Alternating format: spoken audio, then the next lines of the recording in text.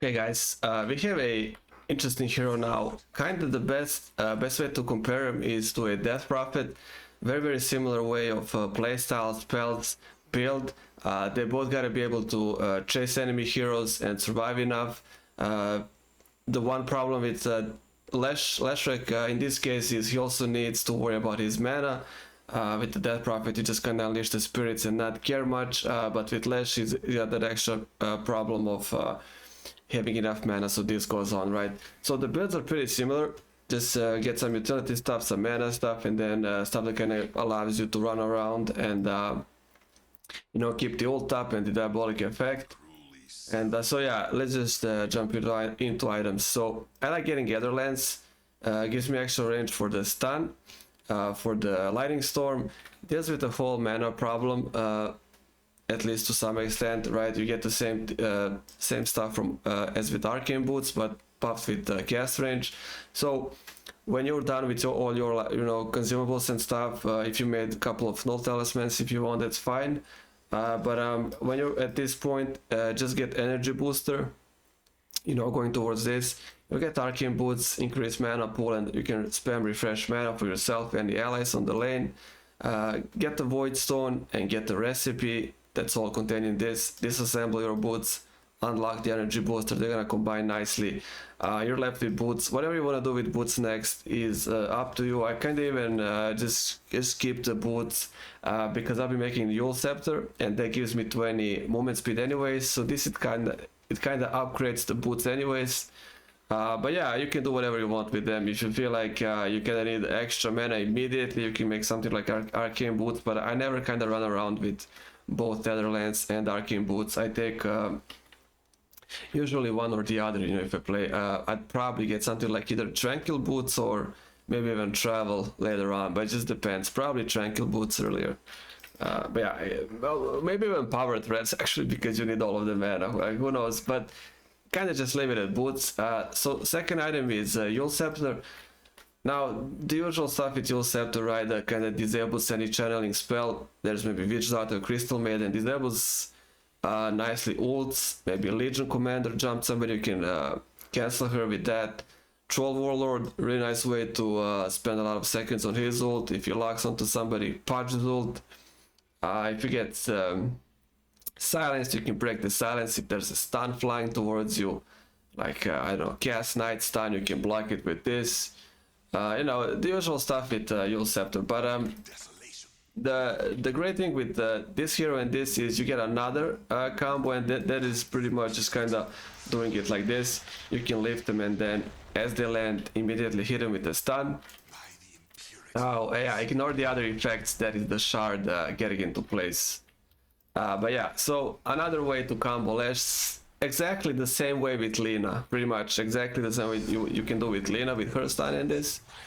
So there's that, and yeah, after these, I would say go with the whole, durability thing. Now you gotta be able to survive the fights, be able to run along the enemy heroes while doing your ult. This pretty much covers you nicely with mana problems. It's still not solved. You'll always be missing mana because of the whole thing this spell is, right? You can see it spends a lot of mana per sec. It costs also mana to just activate. So gotta always be careful with that, and you'll always be spamming all three of these as well. So it's a hero that spends a lot of mana, right? It's like the biggest. It's like the SUV among the small cars, right? It spends so much fuel. So this is the time where you can kind of go for Black King Bar. You can get away without Black King Bar if you can still move around. It's not that bad, but usually they're gonna stun you, hex you, or even kill you. You won't be able to get close enough for the Pulse Nova, close enough for the Diabolic Effect, close enough to stun. So if there's trouble like that, just get the Black King Bar. The stats are also nice. Damage not so much, right? But strength is still extra health. Kind of helps you with the whole thing. But if not, if you can get away with this, you can go for something like Kaya and Sange. Sange is a really nice item. Same like with the Death Prophet, same with Necro, same with Void Spirit, even though he goes mid. same stuff. Kaya just buffs your mana pool again. Mana regeneration affects all of your 4 spells. You know, Kaya, every tick of this and this, Kaya gives it spell amplification, right? So it gets buffed immediately. So all 4 of spells are affected by Kaya, and Sange, extra health, stat resist, something you really need, you know, again, to be able to keep up.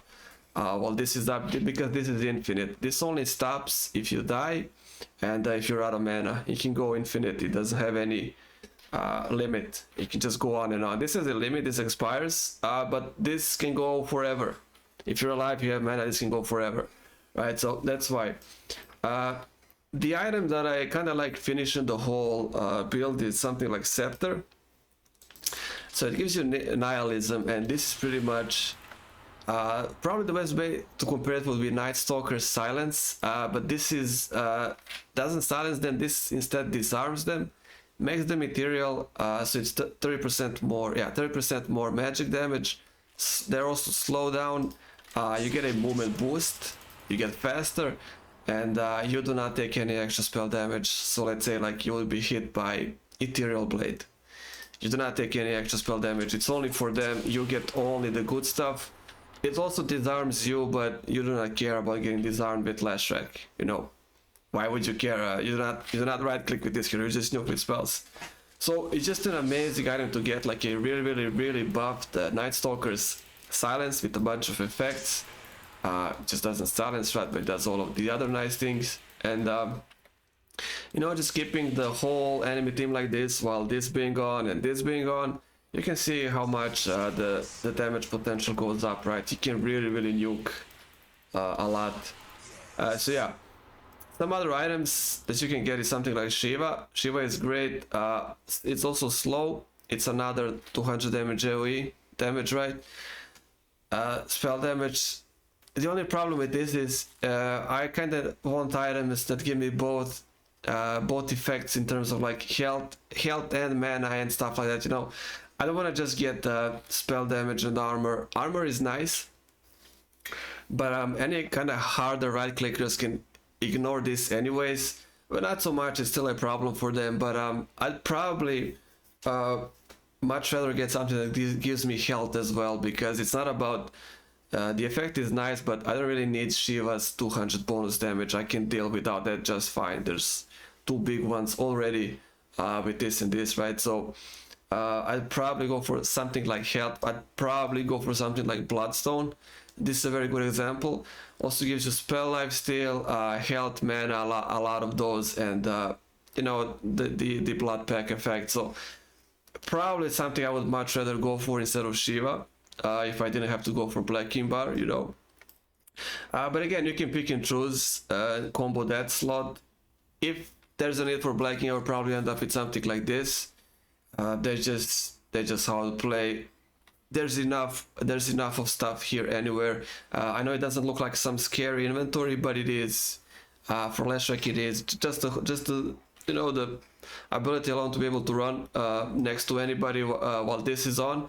And while these are on, it's gonna destroy them anyways. You do not need to have like some impressive looking inventory, you know, a bunch of like huge items. And again, you can always combo this with the stun, right?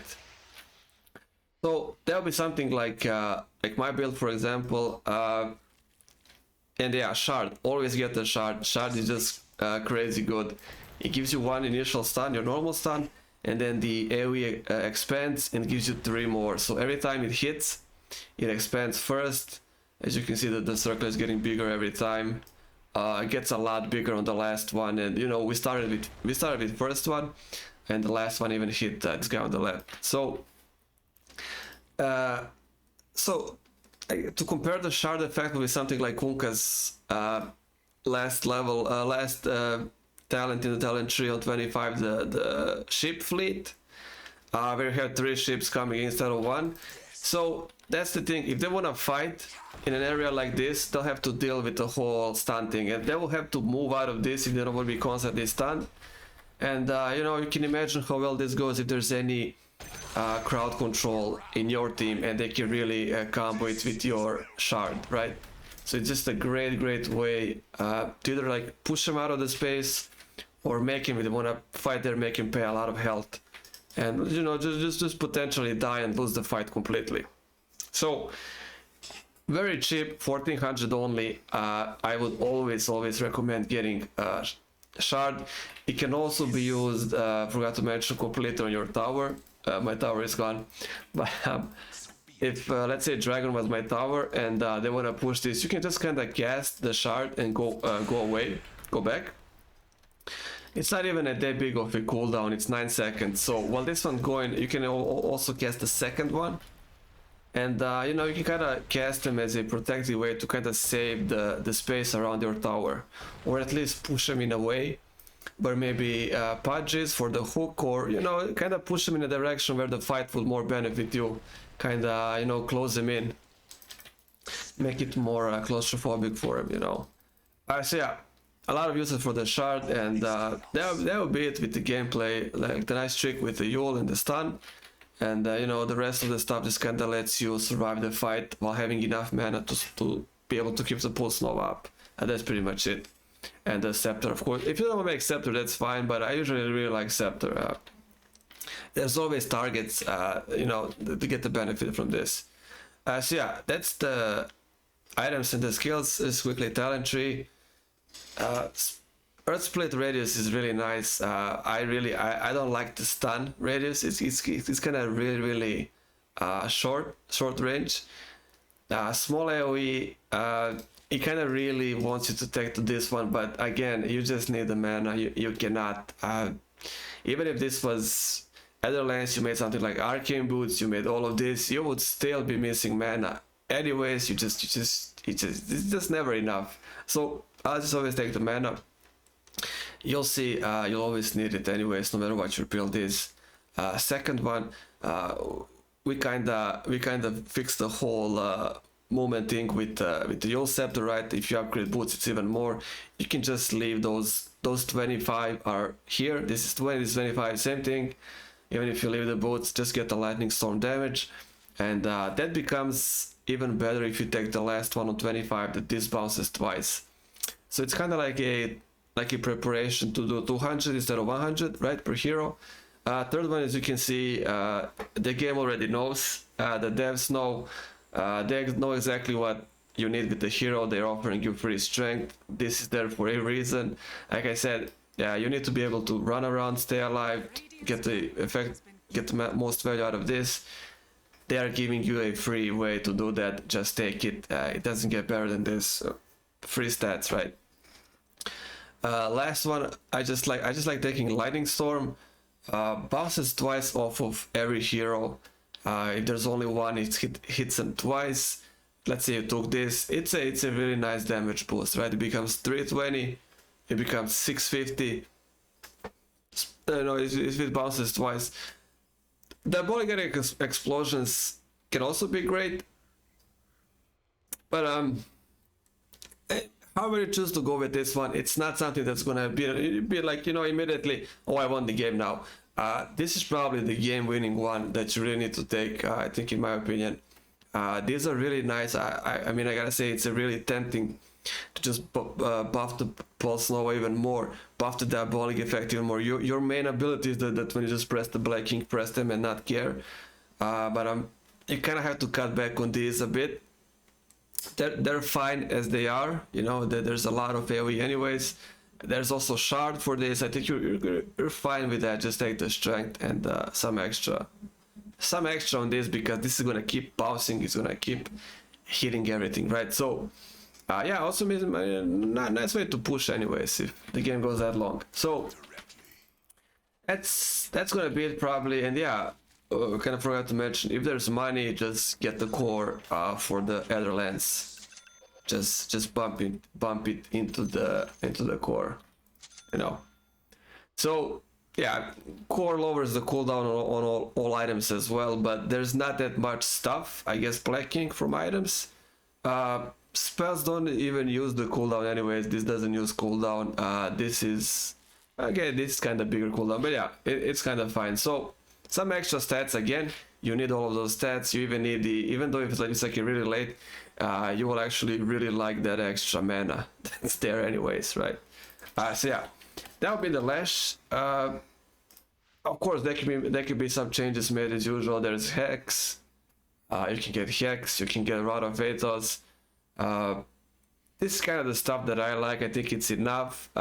Just a bit of everything. There's 5 things to cast, 6 things, 7 things.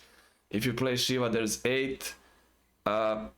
Bloodstone as well. You know, there's a lot of stuff to click. I think it's completely fine. You probably won't get that much space and time anyways to use all of that effectively, and I kind of think this kind of combo is much better, you know, because I can just get in, press all of these, and then use these if I want, and you know, the area effect is gonna do its thing. That's why I like Nihilism. So that's it for the Leshrac, guys, and I'll see you on the next one.